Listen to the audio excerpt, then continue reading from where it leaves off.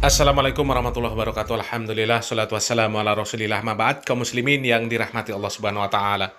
Setiap kami membongkar kebobrokan yang ada di tubuh Nahdlatul Ulama, menjelaskan penyimpangan-penyimpangan mereka, berusaha meluruskan kesalahan mereka, pasti ada saja orang-orang yang memberikan komentar untuk memberikan pembelaan, mencari-cari celah supaya tetap dianggap bahwa NU itu kondisinya baik-baik saja.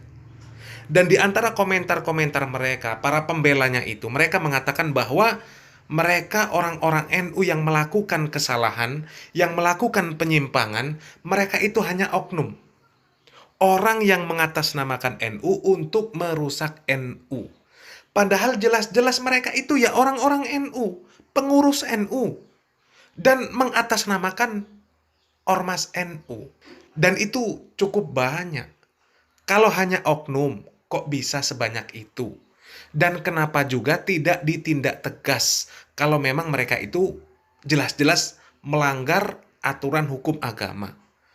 Kemudian kalau memang mereka itu oknum yang mengatasnamakan NU padahal mereka bukan orang NU. Semisal orang-orang NU yang merayakan peresmian gereja di Muara Enim kemarin, yang kami upload, yang kami angkat, kami bahas. Kan jelas-jelas itu di background acara tersebut ada tulisan Nahdlatul Ulama Muara Enim. Itu kan jelas-jelas melanggar aturan agama. Kalau memang itu hanya oknum, ya ditindak.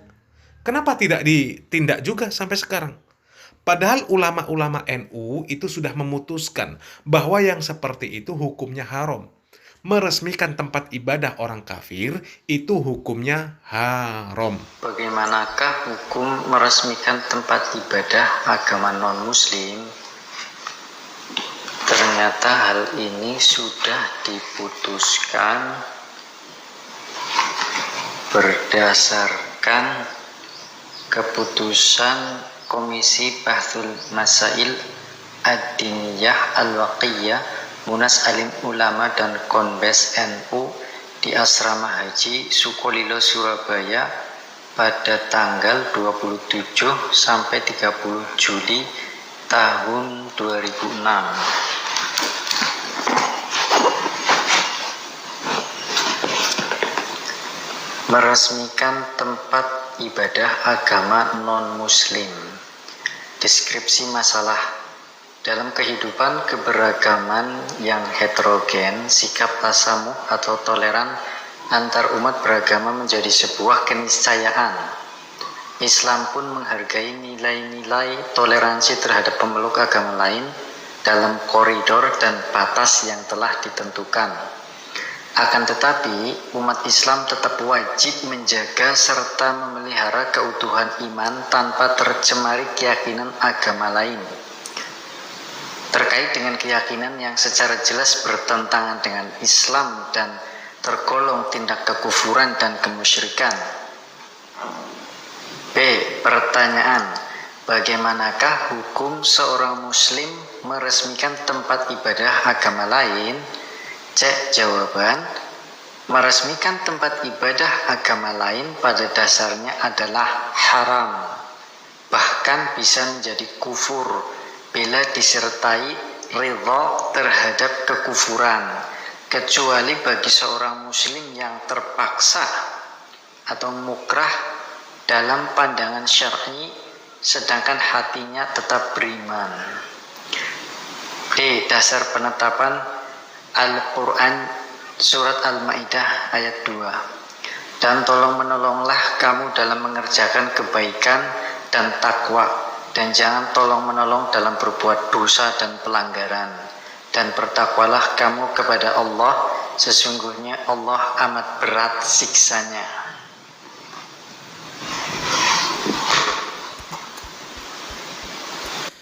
Jadi sebenarnya ini adalah hal-hal yang mendasar, yang harus diketahui, yang wajib diketahui, difahami oleh seorang muslim. Karena ini masalah akidah kaum muslimin. Di dalam buku tersebut dikatakan bahwa meresmikan tempat ibadah orang kafir itu hukumnya haram. Bahkan bisa menjadi kufur kalau disertai dengan rasa ridho. Kecuali bagi orang-orang yang terpaksa. Lalu yang dilakukan oleh Nahdlatul Ulama Muara Enim, ini kira-kira atas dasar apa kaum muslimin? Mungkinkah karena terpaksa? Kalau terpaksa kok sampai mendatangkan tim hadroh untuk merayakan? Kemudian sampai background yang ada di sana ditulis di atas namakan Nahdlatul Ulama. Ya kalau orang terpaksa itu kan dalam kondisi terancam kaum muslimin. Dalam kondisi terpaksa. Mau tidak mau harus datang. Mau tidak mau harus ikut merayakan. Kalau tidak datang, tidak ikut merayakan akan menjadi mudarat yang besar. Lah ini di lingkungan mayoritas muslim. Kalau mau dikatakan kuat-kuatan, jelas kuat kaum muslimin. Jadi kalau mau alasan karena darurat, karena terpaksa, itu sangat-sangat tidak masuk akal. Logika orang yang waras pasti tidak akan menerima alasan yang seperti itu. Ya, itu namanya ridho kaum muslimin. Kalau ridho, itu jatuh di dalam kekufuran yang dikatakan di dalam buku tersebut. Karena itu namanya sudah saling membantu dalam perkara keburukan. Sudah melanggar firman Allah, ta'awanu alal birri wa taqwa, wala ta'awanu alal ismi wal udwan. Bahkan itu keburukan yang buruk. Saling membantu dalam perkara yang buruk. Keburukan yang paling buruk. Dosa yang paling besar. Yang kalau tidak bertaubat, dosanya tidak akan diampuni oleh Allah Subhanahu wa Ta'ala. Na'udzubillah min dzalik. Allah Subhanahu wa Ta'ala mengatakan, "Innallaha la yaghfiru ayyushraka bi wa yaghfiru ma duna dzalika liman yasha."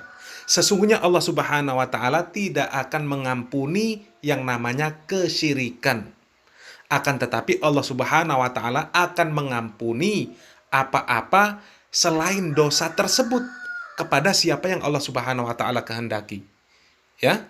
Jadi kesyirikan itu dosa yang paling besar.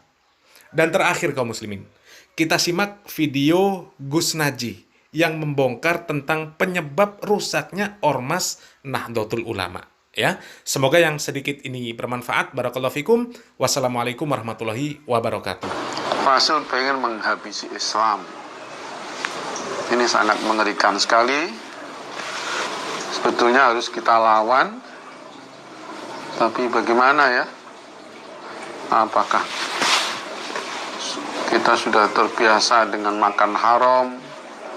Apalagi itu orang NU itu ya, PBNU itu sudah sering makan haram, melawan agama, melawan habaib, termasuk masih saudara saya Yahya Sakuf membenci habaib. Na'udzubillah min dzalik. Itu bagaimana ya? Memang sudah wataknya begitu. Kebanyakan makan haram ya, mulai dari zaman Gus Dur. Bahkan anak santri sarang, artinya alumni sarang, kiai atau santri, tapi membela-bela rezim ini, kebablasan, liberal kebablasan, entah karena iming-imingan atau memang sudah makan banyak haram, itu uang haram. Inna lillahi wa inna ilaihi raji'un.